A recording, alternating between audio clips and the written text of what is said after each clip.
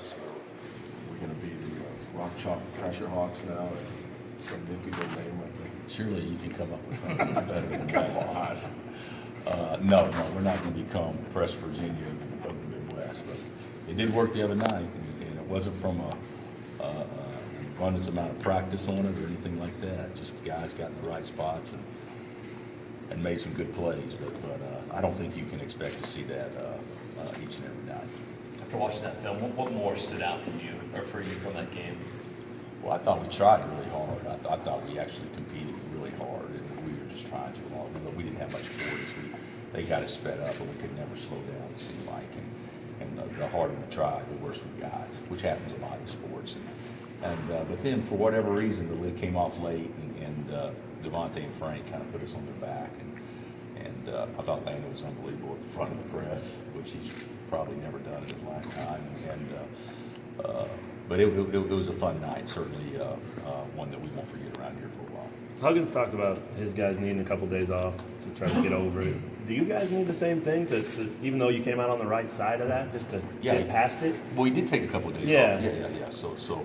But mentally, is it just as important for the winning team as the losing team? Maybe? Well, last year when we played OU in 3 overtimes, I thought that would kind of propel us into better play, and it did the exact opposite. And OU got a lot better fast right after that. So I don't know if there's a exact formula. You would think winning is certainly better than not winning.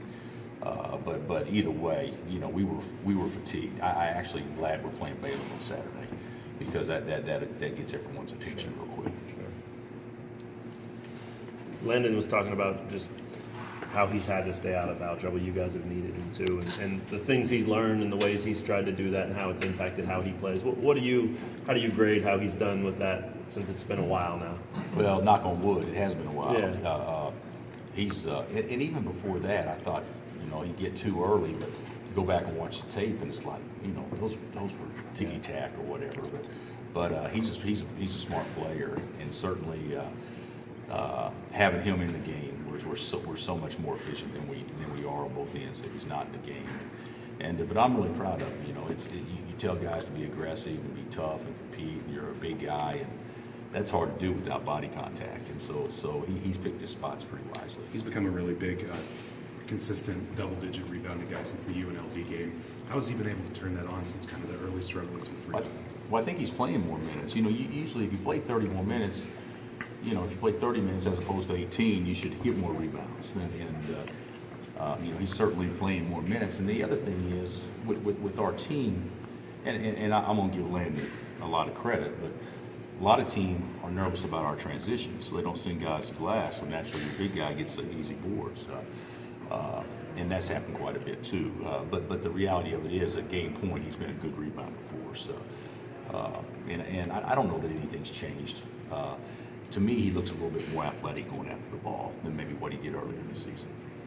You've mentioned this season in the conference being a monster league. Even though the pre-seasons don't mean anything, was the fact that Baylor and KU were #1 seeds indicate that? Yeah, I think so. I think, to be honest, this is my opinion, okay? When you have 2-1 seeds, it gives the appearance of being top-heavy. The strength of our league is the middle of our league. And I think Scott would probably say the same thing. The difference between the middle and the teams that are perceived to be at the top is not very much at all, as evidenced by their scores and also by our scores. I do think it's a monster league because 18 games, round robin, and even home games, as you guys well know, with us, they're not a cinch by any stretch. Whereas in other leagues, you may be top heavy, but usually when you're top heavy, you're also bottom heavy a little bit too. So you can pencil in, well, there's 3 or 4 wins, you're going to get. That's not the case in our league, and I think that's why it's a little bit undervalued by others, because of the appearance of parity, breeds the thought of mediocrity. Which isn't true, but that's certainly the case. But having 2 teams this late in the year that are projected as 1 seeds, and even though we know that that's going to change from week to week, I think speaks well for our league. Talk about Baylor, just the problems they pose for you, and what's going to be a must-win situation for them. Well, they play volleyball the first half against us on the offensive boards, and we got to do a better job of blocking out and hitting somebody because, you know, if it's a standing jump contest, they're going to win at 7-1 or whatever, going against 6-7 or whatever. So we got to do a better job rebounding the ball, and we also got to eliminate Motley's good touches, which we didn't do at all the first half. We did the second half, and then obviously, you know, the same old coach speak things, but you know, we have to attack their zone better, and if now they'll play man maybe 50% of the time, but we can go through long stretches and not attacking that zone very well and look pretty bad offensively, and certainly that's been the case with us, which seems like every time we play them. Watching the tape the first time, I actually, you know, to score 73 points against them, I think we probably were better offensively than what I thought during the game because they don't give up very many points.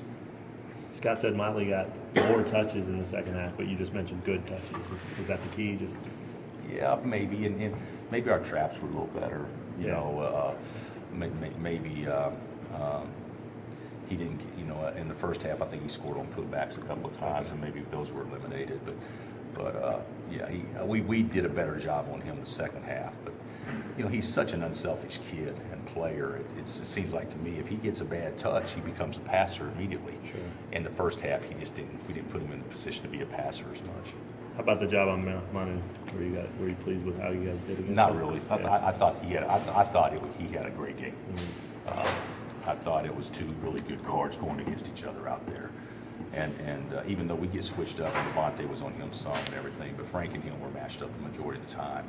I thought he played extremely well. And the thing about him that was so good for them was, even though I don't know how many he ended up with, 16, 18, something like that, but he was so efficient in how he went about it. You know, he didn't have to hunt shots or take a lot of shots to get it. How big is this for the league race? Oh, I think it's huge. You know, if Baylor's successful, then it's anyone's game. You know, you would think that us and them would be still the two favorites if they get us. But you know, West Virginia, Iowa State lurking right there. And if we were to play well down there and be fortunate enough to win, and then it looked like it would be a pretty significant, you know, hill to climb for the others. But it's still just a little bit too early to be talking about the league race. And that will not be a point of motivation or emphasis for us going down there. We just, and I said this before, but you know, we got our hands full playing the top 5 team in the country on their floor. We don't need to you know, make it more confusing or whatnot by saying this is for the league race, as far as having a little bit of a cushion of getting anyone's game. That will not be motivation for our guys to play harder. Do you like the early tip better as a road team? If you win, you get home and watch everybody else sweat. Yeah, it's great. Yeah. But you know, that means the coaches even got to get up at 6:30 or 7, so it sucks. You know.